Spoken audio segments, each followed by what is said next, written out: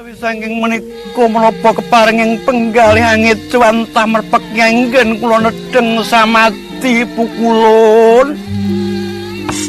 Kawula nini kaltarik nggon kita nandhang prihatin linambaran yoga brata jeneng ulun ingkang edwantah. Nedya matedhake nugraha marang sapa wae kang seneng prihatin ora lali panembahing marang dewane. Murgake matur apa kang dadi darunaning prihatin. Pukulun mboten sanes kejawi namung kula mriyatosaken jabang bayi ingkang kula kandhut. Benjang mugi-mugi dados manungsa ingkang utami.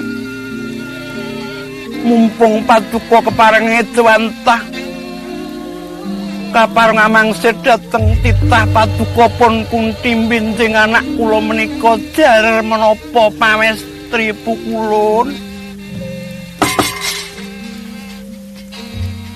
Ong wilayahing Mas Tumana sidam sekaring bawana langgeng pantena ulun cirik amedarna karana iku dadi sesingitaning para Jawata.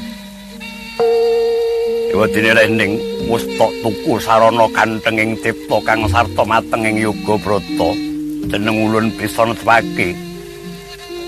Jabang bayi kang kita kandhut ing tembe lair lanang nanging lairing jabang bayi bakal gawe kagetane wong saindeng ing negara Ngastina. Beda kalawan bayi kang wis kalumrah lair.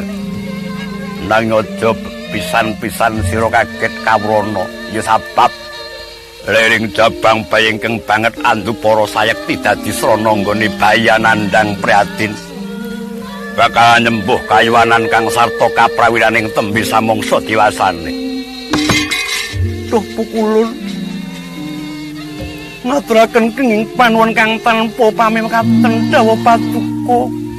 Wis cukup mengkono dhisik nggon Kemarsita jeneng ulun makayangan. Sembah kula ingkang nderek paduka pukulun.